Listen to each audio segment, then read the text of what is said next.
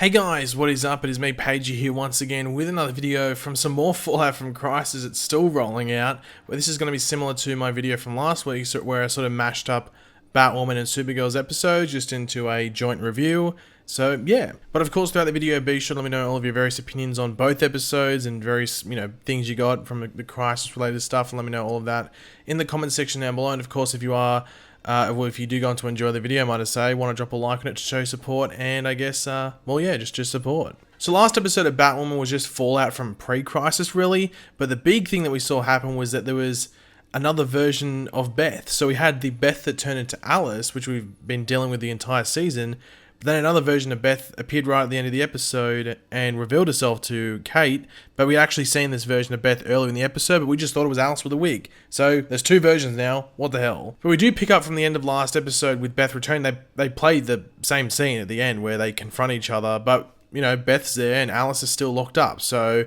that's pretty much how they do it the whole episode. Like, Alice is locked up for like the majority of the episode, and we're dealing with just the fallout from this thing from that last episode. But we even see like Kate on Beth's phone. It's the same photo that we saw in Crisis on Earth 99. It's not made clear or actually even confirmed, I don't think so, that this is the Beth from Earth 99. I think the best way to look at it is that it's a Beth from another Earth that has slight changes to the one that we're on. Well, actually, one massive change, which we'll talk about in a second. But yeah, it just seems like it's not that Earth, because that Earth was a bit in the future as well, but it seems that this Beth is from like the same year, just from a different Earth, if that makes sense. But essentially, like, Kate comes to the realization that, well, the Crisis events, or the events of Crisis, have pretty much caused this, and I think the quote that Mary uses at the end of the episode was that it was like having an IKEA, like a piece of IKEA furniture, and you have all the parts, and there's just like one random screw left or something, one little part left over. That's like the comparison they use, and I think it's a good comparison. But we actually do see Beth feeling like completely isolated, as like no one recognizes her on this Earth, which makes sense. I didn't even think about that, but then I realized, oh wait, no one would recognize her because this version's become Alice and everything like that. It looks not completely different, obviously, because they're the same person, but the hair changes a lot, I guess. But upon Kate explaining it, she actually takes it really well. But as she does say, like, her education about like cosmology, whatever it was, cosmology, pathology, whatever it was, her education basically eases that reveal in, because to her that's completely possible. But there is some differences. So Kate on her Earth didn't have all the tattoos, which I think is interesting. Obviously, Kate only has tattoos on this Earth because Ruby Rose has all the tattoos. Like, if Ruby Rose wasn't tatted up, Kate wouldn't have tattoos. But the thing we find out, which is pretty interesting, is that the exact same incident with the bridge that we see in the pilot episode where Kate's mother died, and, Alice went off and survived, or Beth went off and survived and became Alice. Well, that happened on their Earth. However, their mother still died, but Kate managed to get Beth out. So that Earth's events were almost very similar to Earth Prime or Earth 1. Obviously not the best for Kate's head at the time, because now she's just thinking, hold on, I could have gone in. Everyone was telling me if I went back in, I would have died.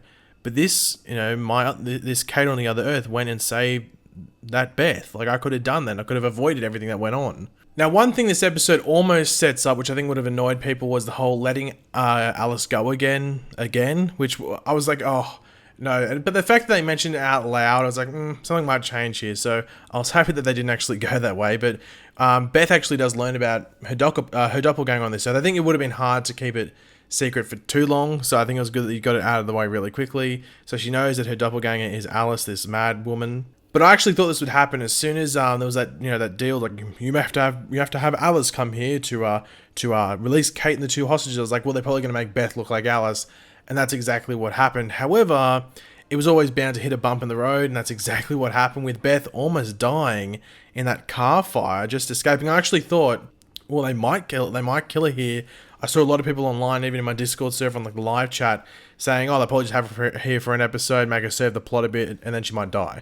And that almost happened, but she did survive, so it's going to be interesting to see where that goes in the next couple of episodes. Some of the messed up stuff in this episode, the flashbacks were really weird. Like, not weird as in bad, but just like so weird, especially with the cat. Like, that was just, seriously, that dad, Mouse's dad, like, I've never had a character on a show, I think, that I watch. There probably is, but just from memory, I can't remember. I don't think I've had a character on a show that I watched that I want to, like, see slowly be eaten by rats, and I guess cats, than this dude. Like, in recent memory, I can't think of anyone. Like, this dude is scum. But this leads us into Alice learning how to take her, or Beth, I guess, take her delicate craft and turn it into making faces. And this also is like brings about her transformation, I guess, from Beth to Alice. Now, it is a quick change, but it makes you wonder what's to come in those flashbacks next. But it also just allowed her to escape what was going on around her, you know, taking that Alice persona, everything like that, and what she was now doing. But what's actually cool is they actually sort of tied into the present day, where Alice uses the fishing line that Mouse used to repair the book in the flashbacks to actually, you know, escape from the police station, use it to kill the, you know, able to get the gun off the cops and do some damage there. So I thought that was actually well integrated, if that makes sense. But the big cliffhanger, which obviously, you know, deals with the fallout from Crisis as well, is that Beth starts getting head pains along with Alice. Both of them are getting head pains, so the two of them can't exist at the same time, so one must go or, you know, die. But it brings up the big question, will they merge? Will this somehow merge these two characters? And is this how we get, like, the I guess, the official Alice from the comics? Like, this completely messed up. Like, this Alice is sort of on the way there, but she's not the complete red Alice or Alice in Wonderland from the comics that is, like, I guess, like the Batwoman's Joker. So I'm intrigued to see if they go that way, because if it's messing with their head, you know, this could lead to some interesting things, and I think that's maybe where they're going. But if you move over to Supergirl, so some of the big things from Supergirl last episode was obviously Brainy officially becoming the comic accurate Brainiac 5, but also the dealing of, like, Al's bar and all these displaced people and stuff like that, and this is where we pretty much continue into this episode. So we have Brainiac, or the new Brainiac 5, you know, working with Lex Luthor, collecting the displaced version of Windshot, who had been put in prison like only, was it like 16 hours, I think they said, after arriving on this earth, which I was like, good timing. Now, obviously, this Brainy isn't running on emotion anymore with this whole working with Lex Luthor. It's just he's running off, like, just what makes sense, you know, running off logic and everything like that. But, you know, we have this, you know, displaced version of Windshot, who's like a version of Toyman, but we also have our Win from the future return. Now, this is a Win that's obviously experienced this timeline post-Crisis, so it's not the exact Win we left off with. But we do see him arrive in a Legion ship. He's, you know, got a completely new super suit with a Legion ring, which actually is sort of integrated with the Dreamers or Dream Girls powers from the future as well, which I thought was pretty interesting. He also has a wife and a daughter, and he actually needs to stop Toyman Win, if you want to call him. Otherwise, that future is, you know, completely in jeopardy, because time cops are after him, because this Toyman Win kills, I think it was Chester Dunholtz was his name. So he's the victim. But they stopped that, but now it could just be anyone that's going forward. Or at least we're led to believe Chester Dunholtz was the victim, but now it could just be anyone, so he's got to stop that. Otherwise, well, his future's screwed because he's a wanted man. Now, Brainy working for both sides was always going to be an issue for him. We see the fallout of that at the end of the episode, but you could just tell early on that it was going to be an issue. I didn't think that actually come to the conclusion of that quickly, but you could just tell early it was going to be a bit of an issue. Now, we do find out that Andrea has actually not been activated by Leviathan as of yet in his post-Crisis timeline, which is pretty interesting. But she also wants Catcode to exploit Toyman being there, you know, forcing Kara to try and get an exclusive from him and then take advantage of his crazy antics. So it's, I guess, classic Andrea from earlier in the season. But we also find out, you know, on the note of Andrea, on the topic of Andrea, Toyman Win is actually after her. So he is the, Andrea and her father are the issue from where he is from. So they're the Chester Dunholtz in this situation, if you want to call it. Now, one of the cooler moments in this episode was the new base of operations in John Jones's office, or behind it, which is the tower. Obviously, I guess like a proto or base, like a, you know, base version of the Watchtower, if you want to call it. It even has like little buttons for all the members of the Super Friends in case their help is needed. Outside of Black Lightning, of course, which I'm assuming is just because of, you know, shooting locations. Now, Win actually refers to the base from Crisis, you know, the one that we saw the table in, and like Oliver's memorial is in there and stuff like that. He refers to that in the future. They say in the future they refer to that as the Hall of Justice. That makes you think, hold on, are they going to continuously call it that? Or is this like their one moment where they can actually just say that for once on a TV show? So it makes you think, hold on, is the JLA coming? Are we going to get the Justice League of America, or just the Justice League in general? Is that coming? You'd hope so. I mean, seriously, it seems like DC is very loose now with what the TV shows can do. So come on, give it to us, please. But as I was saying before, like about Nia Nal and like the whole, or the Dreamer powers giving Win, his powers, because he's not an actual, he's the first human to be a Legion of Superhero, or to join the Legion of Superheroes. So he actually had to get some powers along with his ring. So Win actually talks about Neuronal, who is the like Nia is the ancestor to Neuronal in the future, who is a best friend of Win, and also another member of the Legion, just like in the comics. And as you know, she's known as Dream Girl in the future as well. So that was pretty cool. I don't know if we'll ever see her. I guess they could if they wanted to, but I guess it's just like if it's necessary, they could bring her in. But I don't know if they will. Now, we had the scene which will probably be divisive, and that's the Supergirl versus the Tiger scene with Eye of the Tiger playing in the background. But it wasn't even the proper version. It was a cover version of Eye of the Tiger. Was it too expensive, or they not use the legit version? I was like listening to it, and I was like, this is a cover version, what the hell? But anyway, Toyman Win ended up killing himself, so that was a scene, but yeah.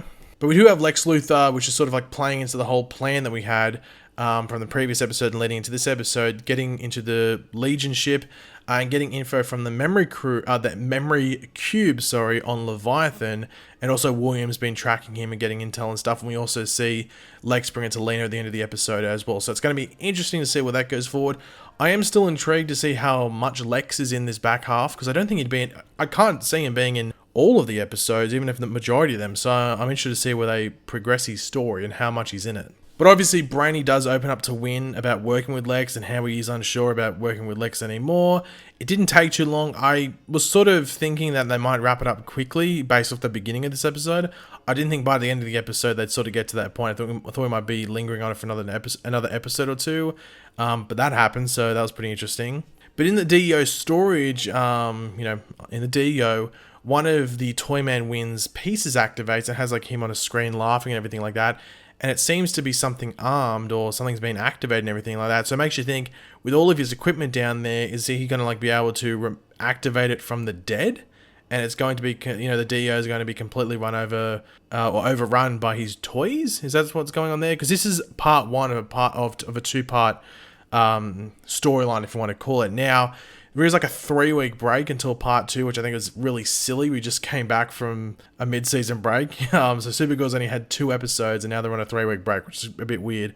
So we have to wait 3 weeks till we get the fallout from that. But that's what it looked like, at least. But yeah.